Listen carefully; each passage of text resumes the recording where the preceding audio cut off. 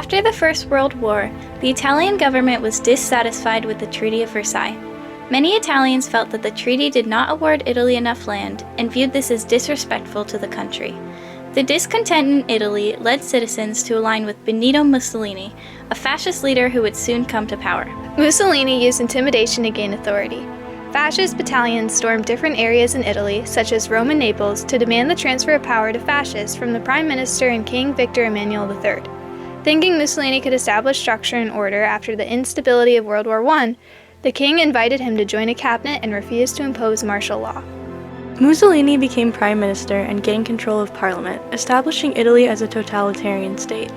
The government had complete control over society, specifically trade unions, state officials, and employers.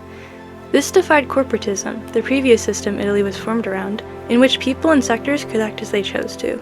By increasing his own power, Mussolini slowly took rights away from citizens. Italy joined the Rome-Berlin-Tokyo axis in 1937 and signed the Tripartite Pact in 1940, 1 year after the beginning of World War II, aligning itself with Germany and Japan. This alignment caused the death of 8,500 Italians during the events of the Holocaust. One of Mussolini's goals was to grow the Italian population in order to dominate on the world stage, which influenced his views on women. He believed that women should be restricted to domestic roles, specifically motherhood. Young boys were supposed to admire heroes, while girls focused on their future families. Women were encouraged to be subordinate to their husbands, refrain from work besides childbirth, and receive a limited education.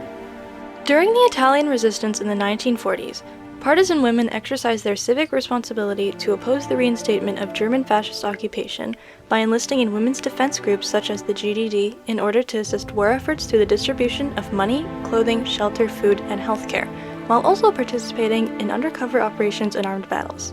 Women's involvement in the resistance resulted in the removal of fascist forces in Italy and the challenging of traditional gender roles, which laid the groundwork for Italian women's rights to be socially and constitutionally recognized. On July 25, 1943, Benito Mussolini's fascist regime fell, and royal intervention from King Victor Emmanuel III had him arrested. Marshal Pietro Badoglio was appointed as the new prime minister. Badoglio claimed that Italy's involvement in the war would continue. However, he had begun to secretly negotiate with allies in order to end the country's participation. Months later, on September 8, 1943, it was announced publicly that Italy had signed the Armistice of Cassibile. The country was now in support of the Allies, effectively ending its pact with Germany and other Axis powers. Following this announcement, Italy was plagued with chaos. German troops invaded both northern and central Italy, viewing the armistice as a betrayal. This resulted in many Italian soldiers being captured or killed. Mere days after this, German troops successfully freed Mussolini from imprisonment. He was placed at the head of the Italian Social Republic, a puppet state of Nazi Germany. The ISR was a fascist dictatorship and existed to serve German interests.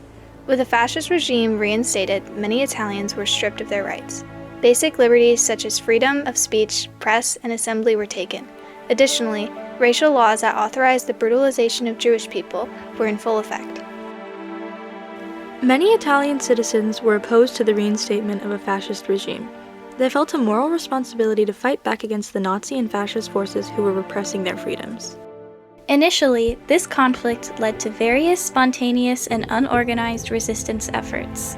Former soldiers and anti-fascists formed resistance groups to fight fascist forces, and those imprisoned by Mussolini mobilized to support the effort. The formation of these partisan groups was the first step towards an organized resistance. The National Liberation Committee, or the CLN, was a coordinating body in the resistance. Additionally, the CLN collaborated closely with the Allies. This was not only sustained in the resistance movement, but also contributed to the Allied victory in World War II. The CLN also worked to unify different partisan groups of various political affiliations, allowing resources, strategies, and information to be shared among them. Through the CLN, diverse partisan groups were united under a common goal: the liberation of Italy. Following the deployment of the German occupation in September of 1943, partisan women, or partigiana, took up new roles as couriers in the resistance. A courier was a person, often a woman, who was responsible for transporting weapons, medicine, supplies, and information between partisan groups. These women often disguised themselves. Because they were women, the Partigiana were seen as less suspicious, which enabled them to go undetected by German forces. This granted them an advantage men didn't have when it came to stealth.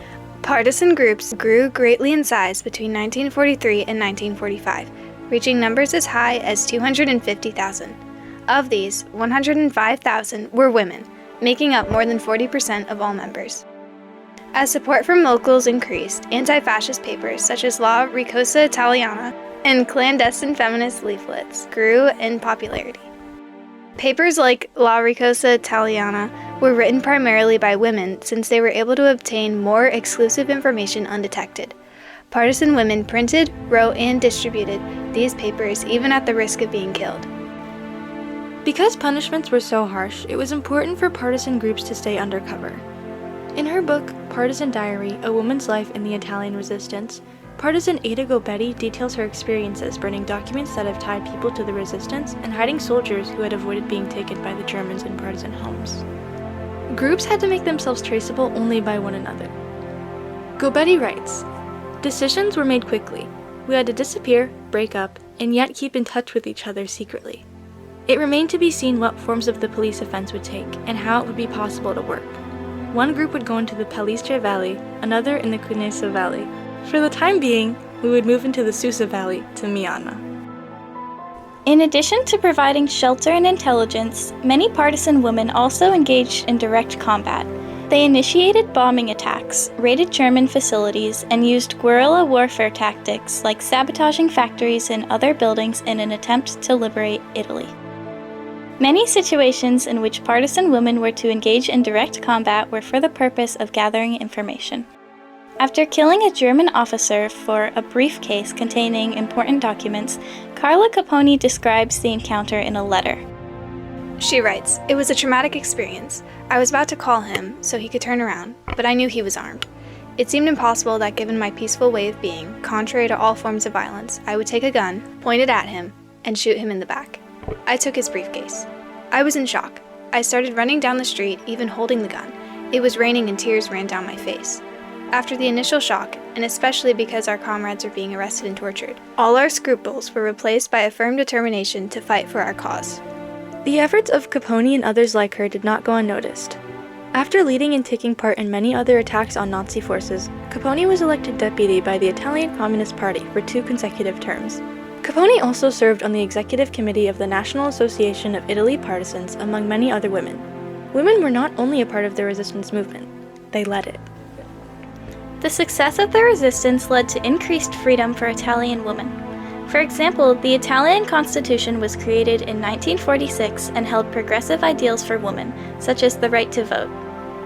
The post-war boom in the economy also led to a growth in women's jobs in many industries. To some, this came as a surprise. Others, like Ada Gobetti, had expected from the beginning that the Italian resistance would lead to these kinds of reforms for women in Italy. Another result of women's involvement in the resistance was the formation of women's groups such as the UDI, that aimed to grant women more rights, access to education, and labor protections. Their contributions to the resistance effort were a key reason for these new developments. In post-war Italy, women's talents, needs, and rights were finally being recognized. The resistance gave women a chance to showcase their capabilities in a society that had previously overlooked them. The writing they had done during the resistance did not end with it, and many female writers continued to widen their influence around the country, using the printing press to express themselves through articles and literature. The resistance left a legacy for the future of Italy and other nations around the world. The work of women partisans influenced Italians from the 1960s to the 1980s during feminist movements, where rights related to divorce and abortion were fought for and gained. After the resistance, women even had the ability to hold office. Tina Anselmi fought as a partisan for women's and social rights, as well as anti-fascism, and became the first woman to serve as a government minister in Italy in 1976. Ultimately, women's involvement in the Italian resistance was a key factor in securing civil rights for future generations. As women answered the call for justice, they not only succeeded in granting Italian freedom from fascism, but also in liberating women everywhere.